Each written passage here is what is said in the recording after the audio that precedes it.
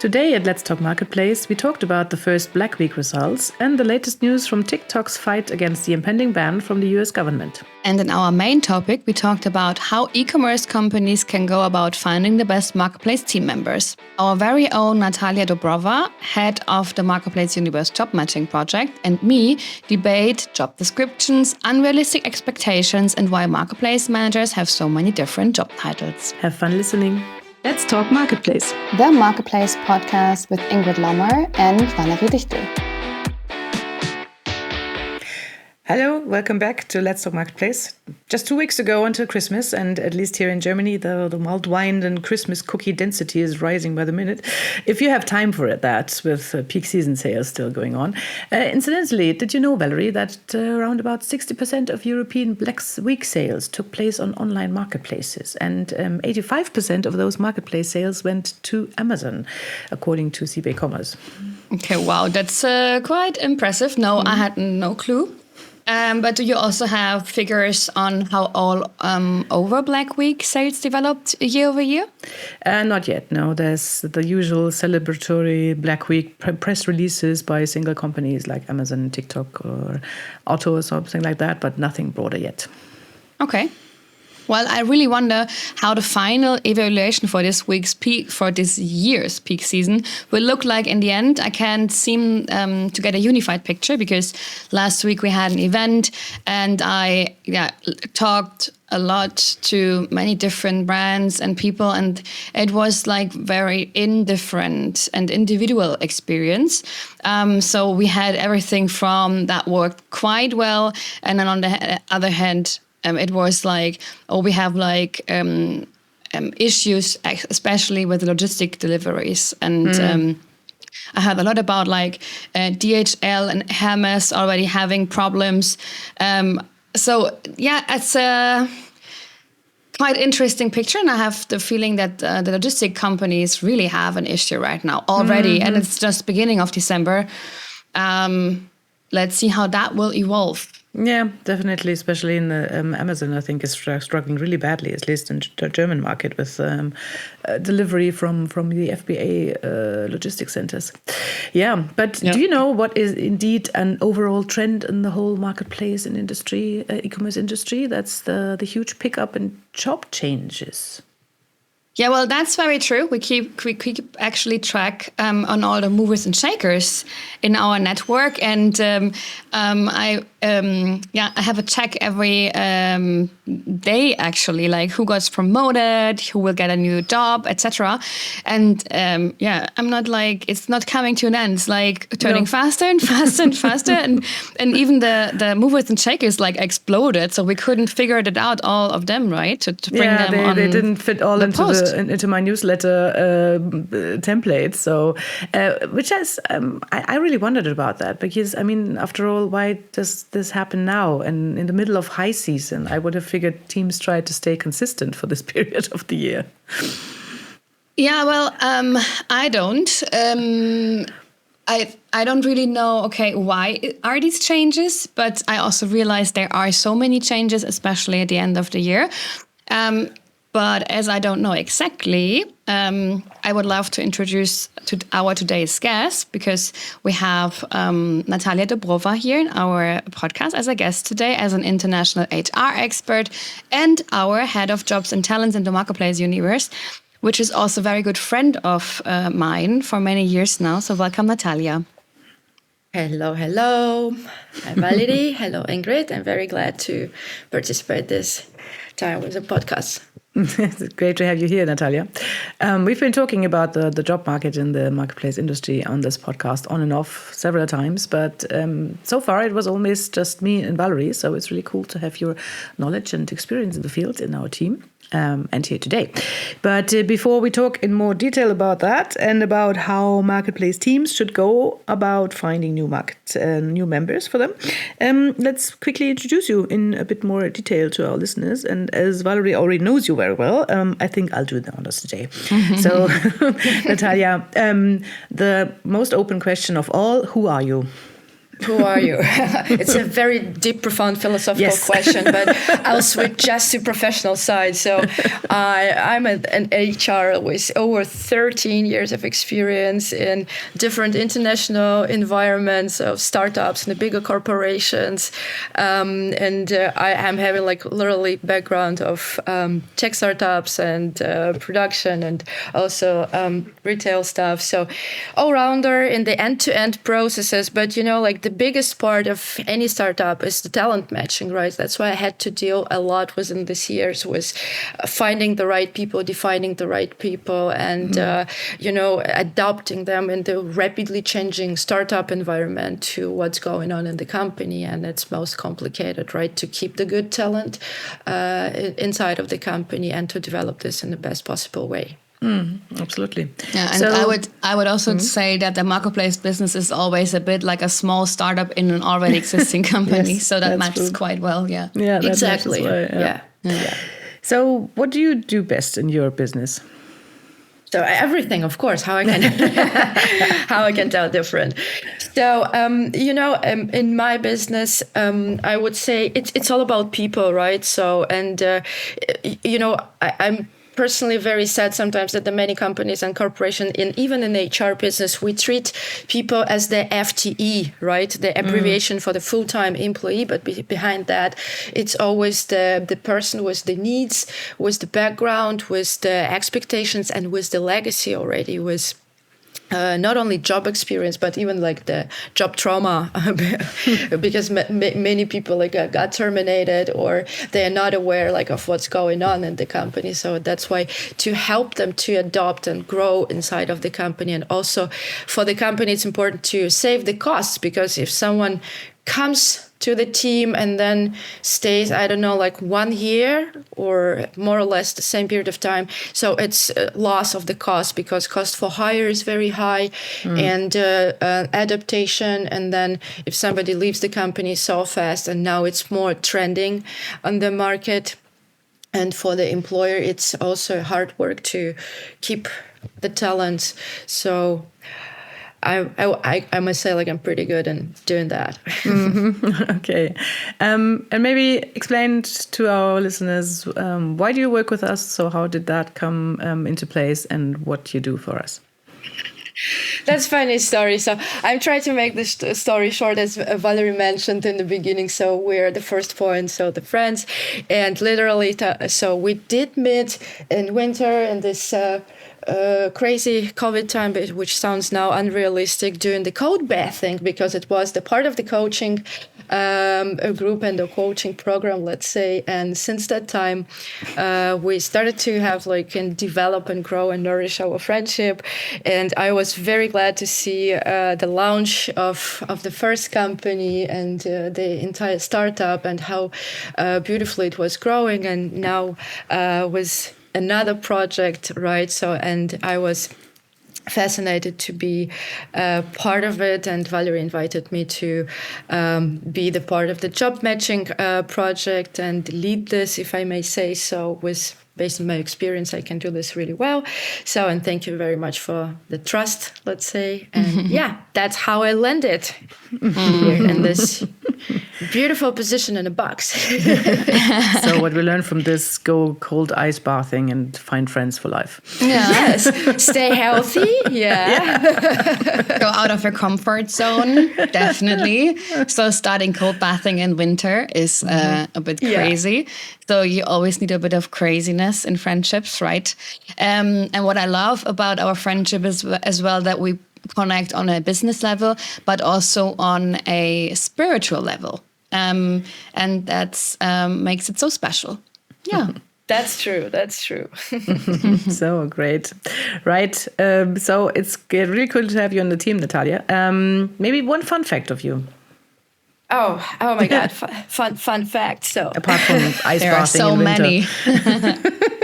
say that so many, but okay, that's funny fact, and it's also related to the HR job because many colleagues in the different projects, they called me the HR witch, and when I was asking me like, oh guys, what is it? Doesn't sound really nice, and they very often were relating or linking me to, like my coming out of nowhere, feeling what is right, what is wrong, who should be recruited, who should be placed in this position or not. So that's why that's like kind of like funny thing related to me. Right. And you also have this head for like this witch head. I love it as well. So you know what? The witch matches especially the universe quite well, huh? Yeah, that's true. That's true. So let's do the magic. Yeah, and talk about it later. Yes, we will. Right. So it's good to have you, and look forward to our conversation on how to grow your marketplace team later on. First, we'll have a look at the news of last week, and before that, a quick look at our sponsor, Storefront. I'm sure you all know that liquid capital is a huge issue in e-commerce. With payment periods of 14 to 60 days, retailers often wait for weeks for their money, and that money is then missing to order new goods or continue to grow. And this is the problem Storefront wants to solve. The company immediately pays the merchant the amount that they have already earned from sales but do not yet have in their account. The merchants pays a fixed fee to Storefront for this, and it's immediately liquid again. This is particularly helpful in the event of bottlenecks or in times of strong sales, when you actually want to reorder immediately to avoid running out of stock in the middle of the peak season. Storefront is a British company that was founded in London in 2018, but it is now active in the US and in Central Europe too. The company's services are aimed specifically at marketplace retailers, and Storefront has set up integrations with 35 marketplaces, including Amazon, Kaufland, and Otto. This means that merchants who do not have to submit manual requests or transmit sales data on these platforms. Storefront pays out the sales items that arise on the connected marketplaces immediately, if desired. There is no upper limit. Storefront can advance up to 6 billion euros. So if liquidity is limiting your growth, this is a very interesting offer. If you want to know more, you can find the contact in the show notes. Right. So let's have a quick look at this week's news before we head over to our job topic for this week. Newsflash. Right. I already touched on some Black Week sales numbers in our introduction. So I'm still collecting the data here. So I might do a longer piece on our website, marketplace-universe.com, sometime this week if I find enough input. But it's always difficult to get interesting things. Maybe just one number for you, Valerie, my fashion lady here, because fashion topped Black Friday sales, obviously. And they did an average discount of minus 34%, which I think is quite a lot for an industry that is already struggling. And beauty products also performed quite well during Black Week, with especially for makeup, there were really high discounts as well. So both of those categories, it seems, went rather well. Well, I would say... you can always, like every year, tell that fashion is difficult. So it's like not a new story. And to be honest, like on average, 34% average discount for Black Week in terms of fashion is okay-ish. I mean, if we think about, we have a usual sale with 30, 40, 50% off. Yeah, okay. So, right. You have to also see that the margin you have in the fashion business due to the seasonality, etc., is much bigger than compared to electronics. Yeah, the margin is like less, and that's also why 34% discount in consumer electronics. It's insane. For everyone in a good and a bad way. And but for fashion, I would say it's more usual. Beauty products, I can see are also up to 39% discount. Yeah, that's a lot. I have the feeling that beauty especially is ramping up online on marketplace business a lot in the last years. Yeah. Yeah. That's what that impression I also got. Right. What else do we have? TikTok. They have an ongoing debate going on in the United States. There's still plans to ban the platform, and TikTok has now lost its bid to strike down on a law that could result in its banning in the US. So, and the US appeals court was upheld last Friday, and they denied TikTok's argument. So it seems that TikTok is getting into more and more trouble in the US, and I guess the new president might not really help there. So we'll see what's going on.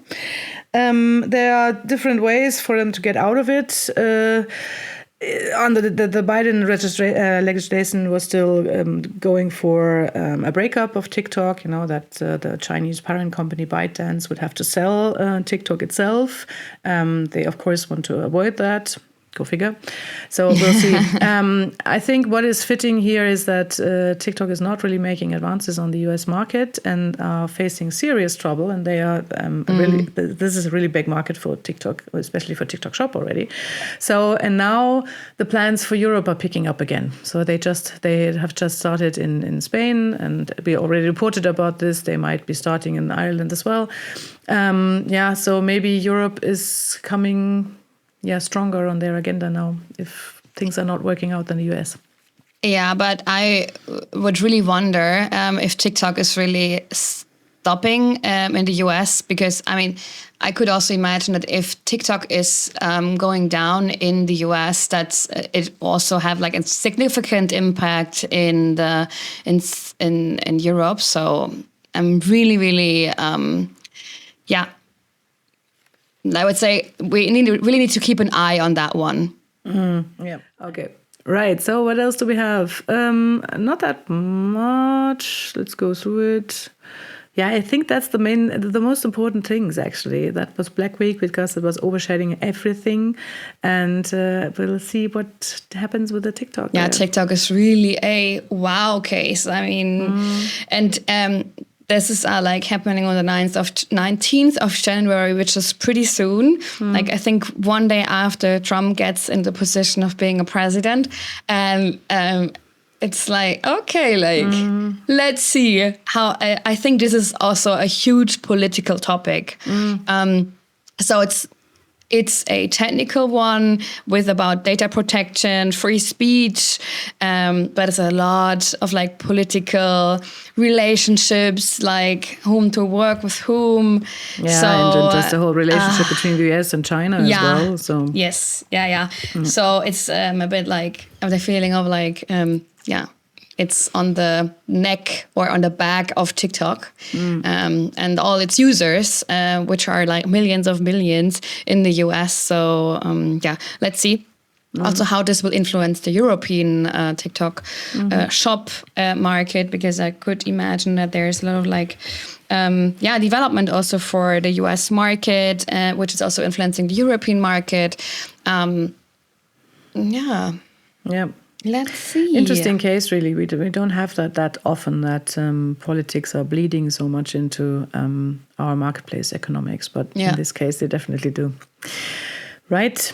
Well, I guess let's keep it to that and then continue talking about how to build your marketplace team.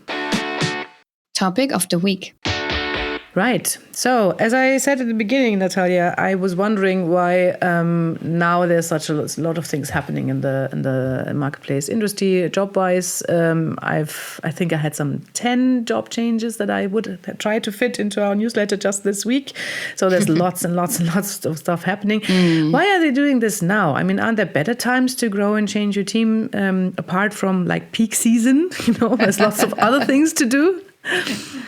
Yeah, it's a good question. So for me, it's in our HR business, we always had this feeling oh my God, the end of the year, it's always the changing and switching. You know why? So there's several reasons for that. First of all, because you have recalibration of the budget. That's first thing. Second thing, it's the final steps, Q4 or the beginning of the Q1, the staff dialogue or goal setting dialogue, however it could be called in different companies.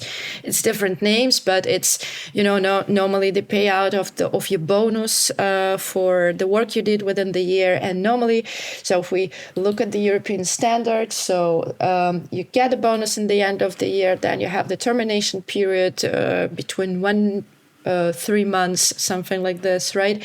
So, and if we look at the candidate perspective or at the employee perspective, for instance, I'm not satisfied with my job and I think like, okay, I'm getting the bonus in the end of the year because I don't want to jump out somewhere in October, November, right?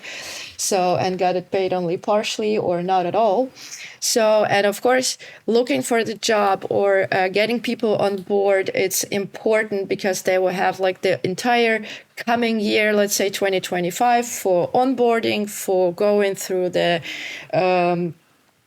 all the processes to set up the goals, and in the end of the next year to be able to perform the goals and get the additional payout for the salary. So, and for us in HR business, it's always like kind of like a headache on the one hand to keep the people, those who may be like feeling shaky already, right? And at the same time to keep an eye and hire people, because for us, the budget is already planned in September. So we have like more or less in the HR business, September and May, the calibration of the budget to get people on board or to fire people. So unfortunately, it's also part of our business. So, right, that's why it's perfectly matching and understandable, let's say, for me. I would also say that the end of the year is also a time of the year where everyone reflects like, hey, how has my year been? Also, you have like annual review meetings with your team and boss. And also like what I realized also from people who are adding up their CV in our talent pool on the Marketplace Universe site is that those shaky people, they are like, looking for maybe new opportunities. Maybe it's like not too fast, but let's see what happens. They are also thinking about it even more. And if they don't get the thankfulness and the appreciation from their bosses, then that's even a bigger need to change or willingness to change. Let's keep it like that. Exactly. And thank you for actually raising this up, because what I mentioned in the beginning, so we are not only like FTEs, the full-time employees, we're humans as well. And very often, so the company is not matching our expectations or goal performance. And goal performance is very often merged with the company goals, with the team goals, and only in the third line, so with your personal goals. And when you got like so frustrated that team or company didn't perform, but you did your best, so you of course will think like, hey, maybe I switch somewhere else, so I'll keep my ear open. Okay. So maybe let's talk a bit about the classical marketplace team first. Like if we are talking about marketplace teams now looking for new members, what do they normally look like? Maybe Valerie first. Like who are the people working there? What skills do they bring? What is a good, well-balanced marketplace team?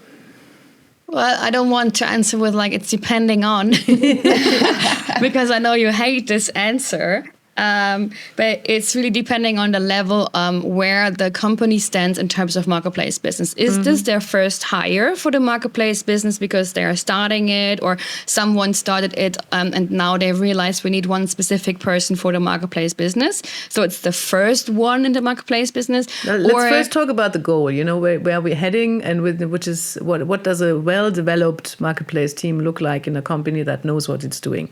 Okay, so the second one, which is like, we already have a marketplace team. We need some more people. Then usually you have like a head of marketplace business or a head of e-commerce. It's depending also like if this position is like put together, and then you have then it's like also different sometimes. Sometimes the brands and the manufacturers are splitting their marketplace managers in the team by marketplace. So one is responsible for, so let's say, Amazon, maybe even Amazon wholesale, but Amazon seller for the retail media, for adding up the content, for everything which happens, which leads to Amazon as a marketplace. And then the next one is for Otto and About You or whoever. Yeah, so for each marketplace manager has a different role and focus of the different marketplaces, or in terms of functionality. So sometimes it's like, okay, we have one content team, we have one supply chain team over all the different marketplaces, and we have one retail media team who are also responsible for all the, let's say, for Amazon retail media, for Otto retail media, for Kaufland retail media. So these are the two different ways how to structure the team, which I have seen so far. Yeah. Yeah. Natalia, how does an HR manager go about this? I mean, if you have a marketplace team, maybe now let's talk from the other side and go, okay, we have to build a marketplace team. You don't have that many people in your team already that know what they're doing in this case, or they are e-commerce experts but not marketplace expert. How would you go about this? You can't just, I don't know, write a job description from scratch, don't you?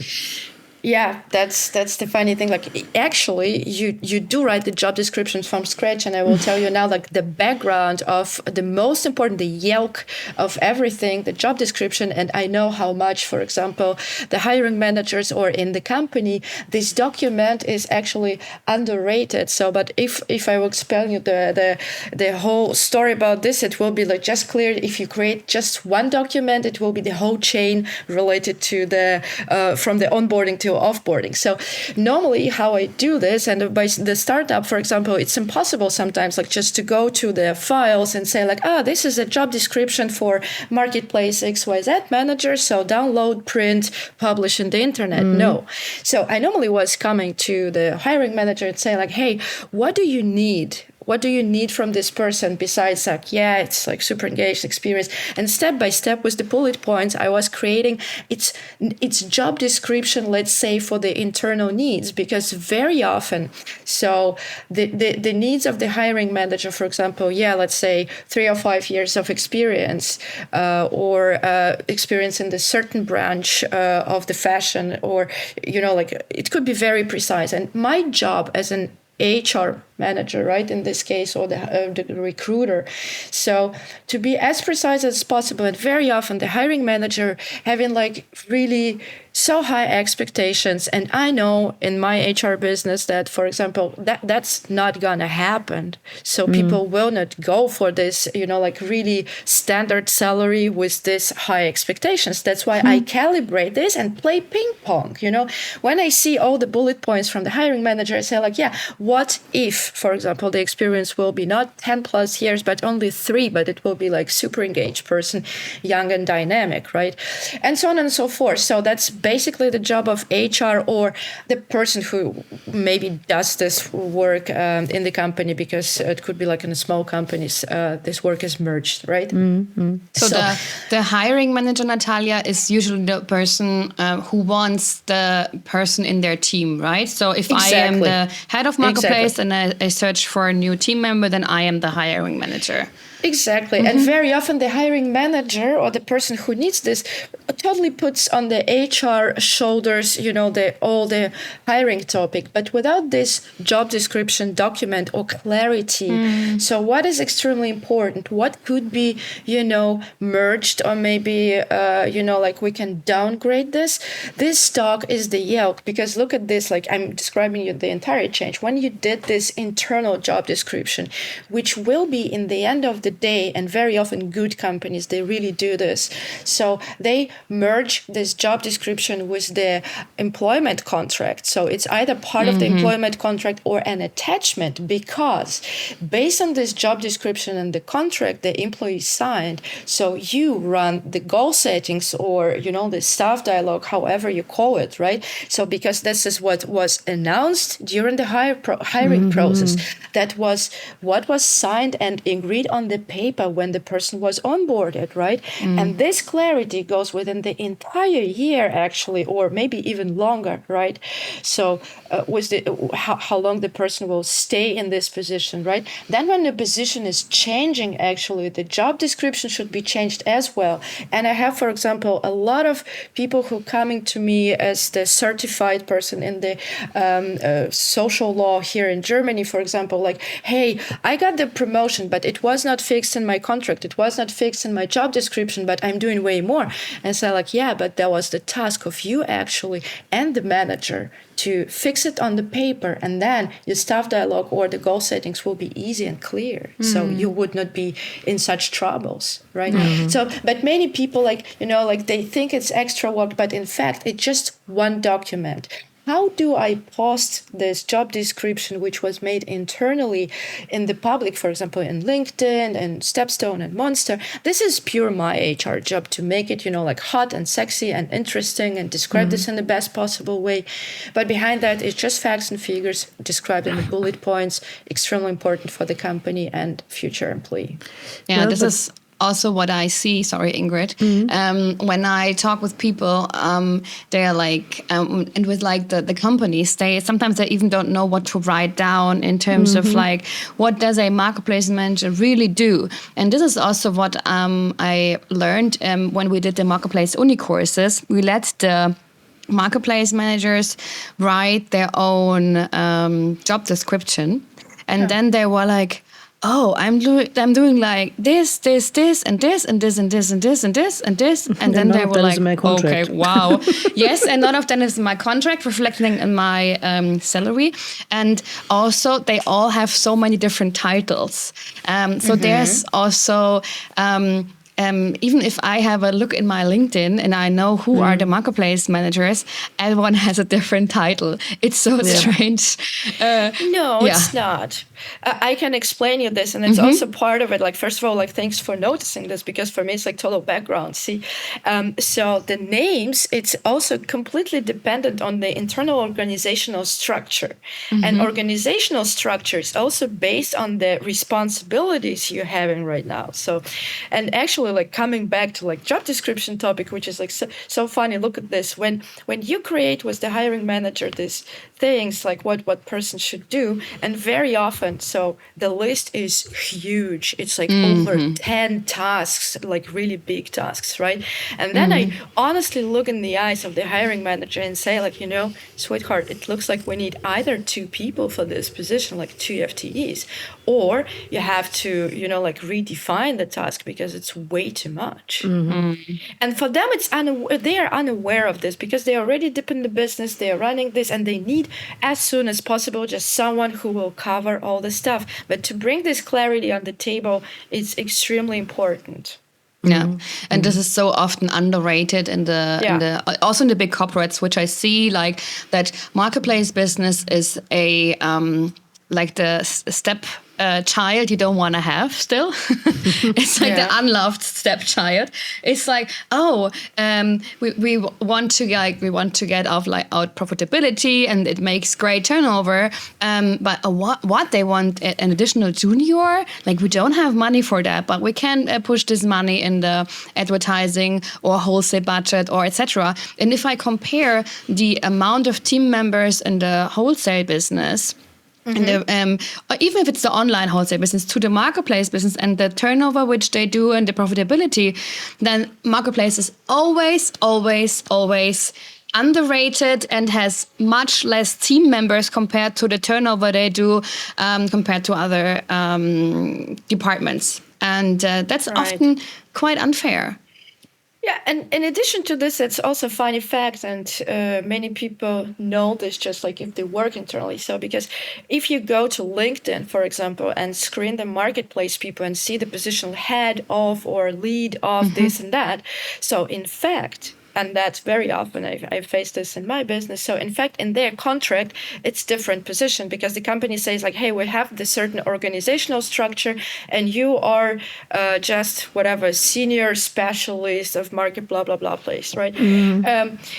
And, it's technically actually allowed to have like this difference between what's in your contract and what's in your business card, or what's you, transfer to the outside world. Okay. That I find it totally fine. But, you, as a candidate, for example, I would ask the question, for example, like if I'm signing the contract of, let's say middle specialist, just with normal responsibilities, right? But I'm urging to the position, or I'm having like in my ego or in my wish to be the head of whatever, or the lead. And I'm just asking my manager, may I put this role on LinkedIn and be happy with this? So you're mismatching already what you're doing. So like, be careful with this. Like slight difference are okay, but when it's a huge difference, so you're not matching actually what's in your description, what's in your personal expectations, and what you're doing outside on this market. Well, but on this, I'd like to come back to what you said earlier, Natalia, because you said that people tend to put a lot of things into the job description and a lot of expectations, and my new marketplace manager should do this and should do that and should be able to build a rocket to fly to the moon as well, but only, Yeah. So how do you dial that down? Because on the other hand, where does this idea come from that you have to put as much stuff that you could possibly want in this position into one job description, but not really willing to pay for all that? So how do you deal that down? That's really cool. And I'll give you like a funny example from my like beginning of my career. I must say like 10 years ago, something like this had happened. So, and it was like best lesson ever. So I got like extremely difficult position of the whatever engineer, like working on the CNC machines. And I was like searching and trying to find out. And then like the hiring manager was so, like demanding, because he wanted like this person like do exactly what he wants, not like doing a single step back.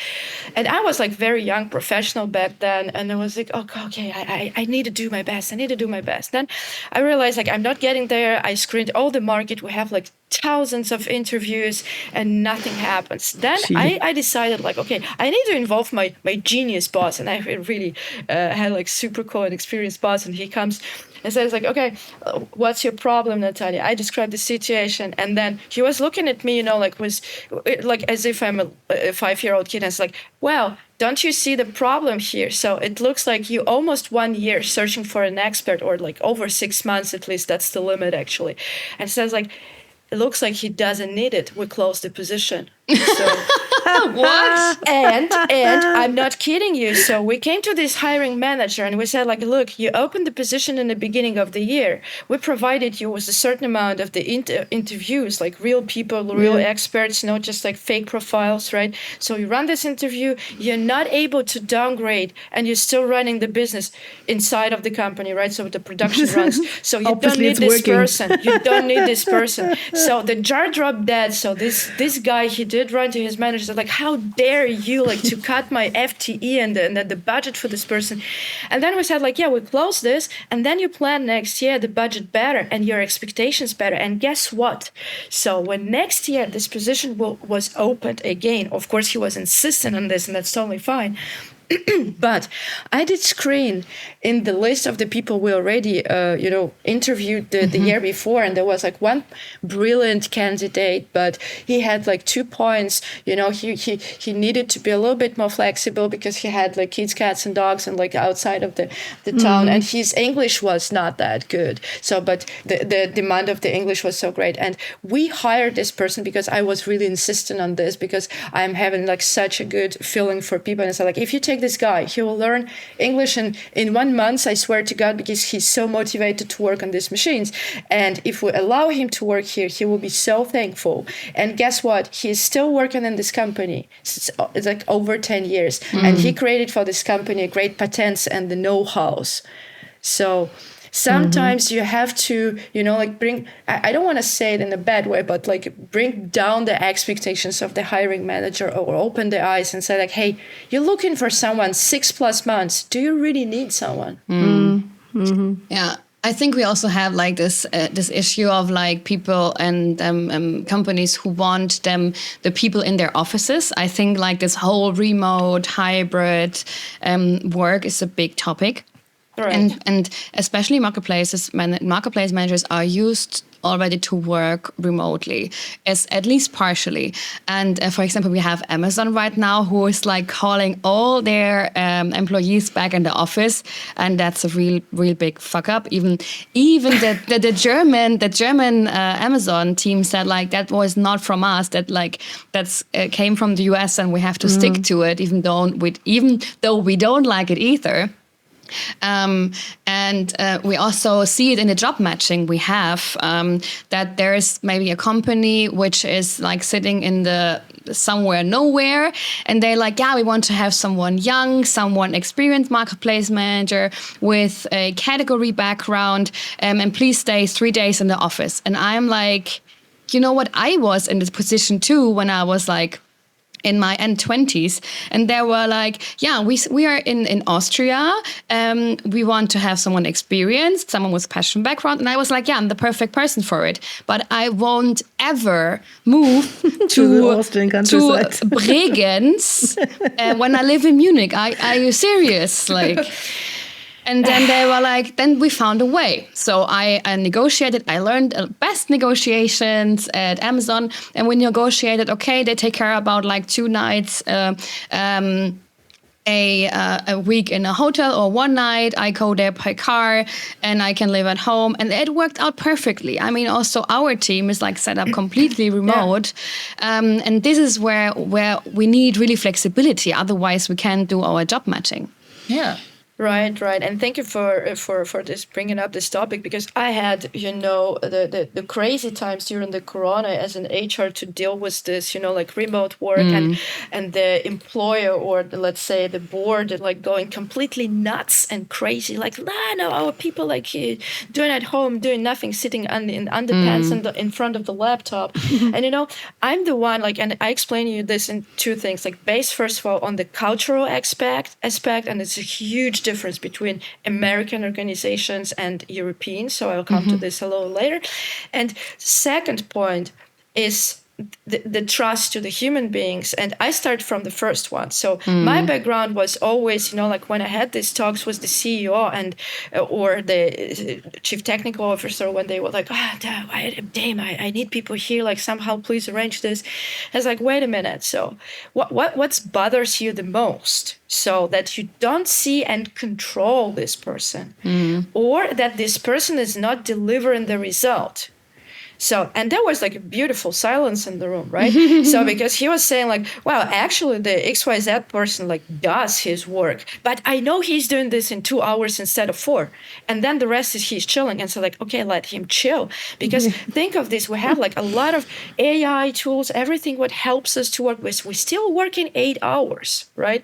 So with the highest speed, with the bigger workload. And that's why I was always like in this case, and like you either trust to this person, you recruited this person for this certain tasks, he delivers the task. What he's doing behind the screen, let him do his laundry or scratching the kitty, it's okay. So second point, if the person says like, yeah, he's like not available, not accessible, and the job is not done, so that's the question. You have to resolve this conflict or terminate the person or understand the reason why, right? So or bring this person actually to the office, because I had these personal talks with the candidates, or not with candidates, with the employees, when I say like, hey, why are you not delivering the result? And they were like, I cannot manage myself. I'm really like, I'm sitting in front of the laptop, and then I got distracted, and then I get this and that. And such people I was like carefully bringing to the office. Even during Corona time, we arranged like the best conditions for them. Almost everyone was sitting like, in the separate room, but still they were able to communicate, get together somehow, I don't know, play table tennis in the break, and get engaged. It depends on the personality. We're all humans. True. We need to keep this in mind. We work not with the machines. So, and now I'm coming to the second point, which is most crucial and dramatic. And don't forget, Amazon is an American company, right? So, and I gathered the both experience working only for the European, like Familienunternehmen, Familien companies like Knorr-Bremse, and working for the Oracle, for example, or Jabil, like pure American companies.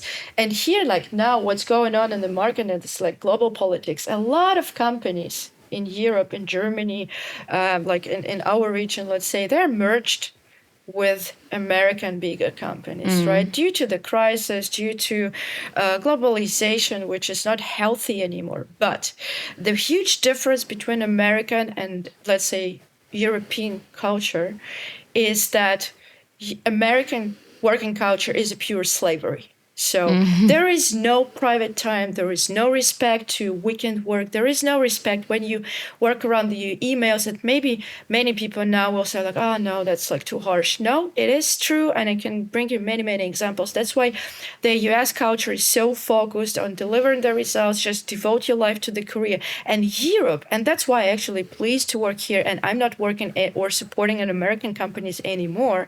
So because here you realize, okay, that's a big respect to the working time, to the private time when after 5 or 6, so like nobody will call you and say like, hey, we need a report quickly, or can you manage this client? Yeah, sometimes it's an exception and we have to do this and it's okay to do this. But for the American coaches, that's the rule.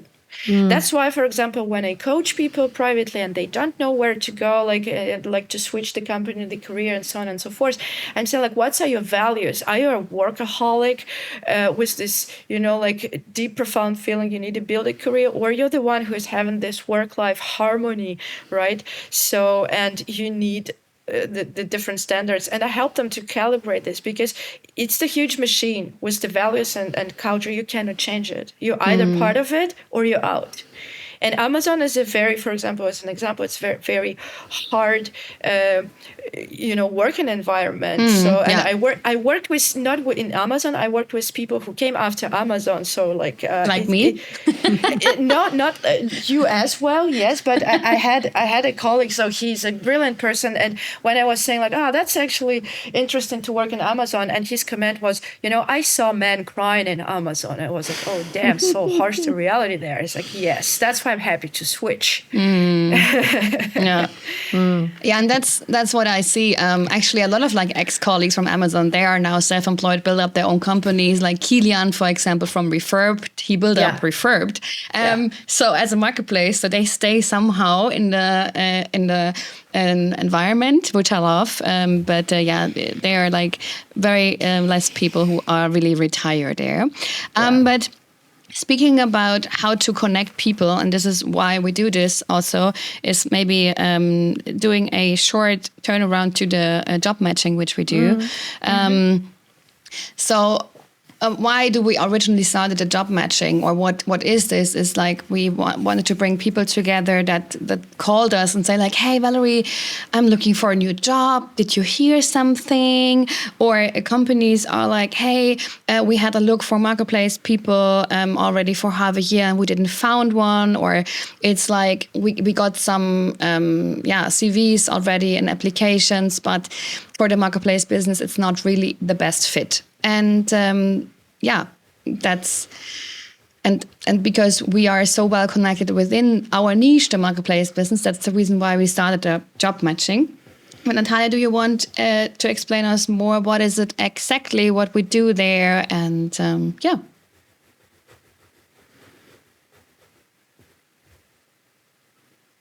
Natalia.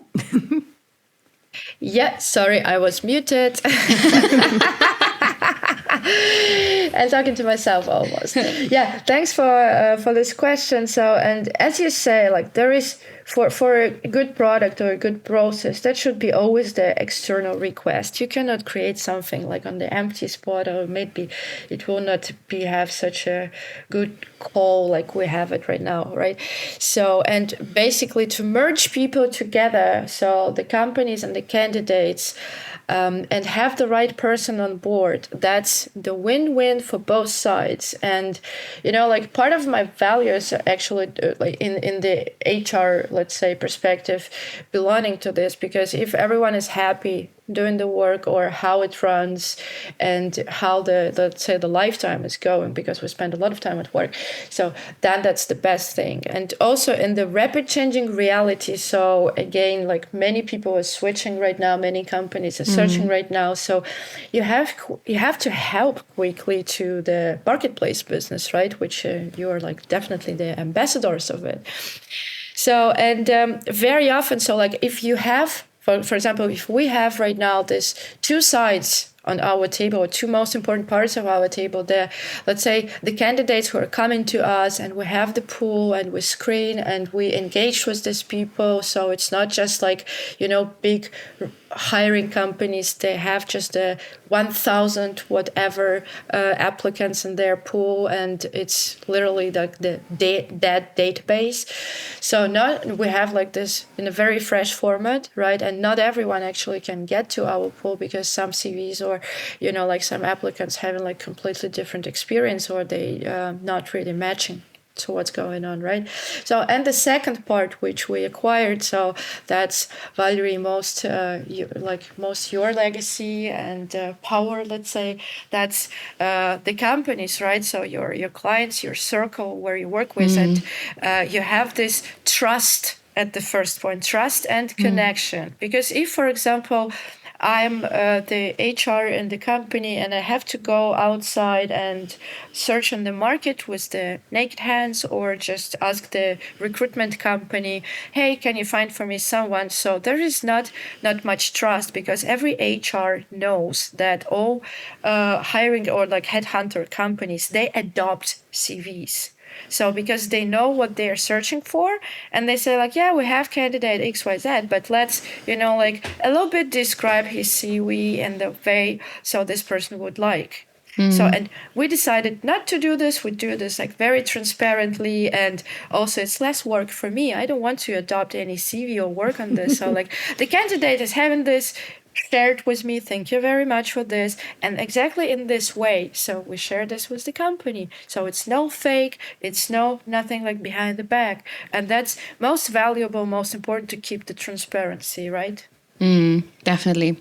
And so if you are interested now in like sending us your CV and being in our talent pool, you can always get on our website, marketplace-universe.com/jobs.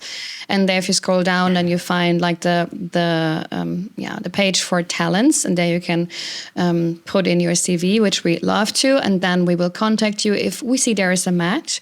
And for all the companies who are looking for new team members in the marketplace business, you can also go to the same website, marketplace-universe.com/jobs, and there's a part as well for companies where we explain exactly what we do. We share your job ads in our weekly newsletter on our website, and we do this job matching, which is led by Natalia, and as you know, Ingrid and me, there's a lot of like trust where we know many of you already, and we can like easily match you and see like, oh, there's like this person. I think it's like the best match between also Natalia and me to say like, okay, I know this person from a personal business perspective. Natalia knows like this perspective of HR, and now we can like match you in the most perfect way together. And that's what we do, and why we stick to this project and make it even bigger. Definitely. Right, the two of you. So I guess I have to play timekeeper today. Yeah. Because we have been talking nearly an hour about jobs and how to find new people for your marketplace team. But I do hope it was insightful for all of you to listen to that and to hear what Natalia had to say from an HR perspective on this. And as already said, if you need help building your marketplace team, do get in contact with us. We have great people in our job talent pool already. So let's make a match. And apart from that, Valerie, there's just one more episode to go this year. Next week, we'll do our quick recap on 2024. It was quite a rush, isn't it? I mean, yeah, definitely. So first, I want to say thank you, Natalia, for being our guest today. And evolving the marketplace universe with us together. And next week, we are really like doing a recap of this year, right, Ingrid? Yep, I'm putting together everything that has happened, like the most important things. There were lots. I think it's going to be another long episode. So. So we will end the year with a recap, and we open the year then again with a prediction, right? Yeah, so like we did last year. And I think we should revisit revisit our predictions from this year as well next week and see what went true and what didn't. What went true, what didn't. I'm excited to see. That's going to be interesting. What you will be prepared. Yeah, great. So, you hear us the next time, both times speaking in English, because we want to involve more of you, right? Mm-hmm. Definitely. So, thank you so much. Thank you. Have a nice Christmas time, and hear you next week. Bye-bye. Happy Christmas. Bye. You listen to Let's Talk Marketplace. The Marketplace podcast with Ingrid Lommer and Valerie Dichtel.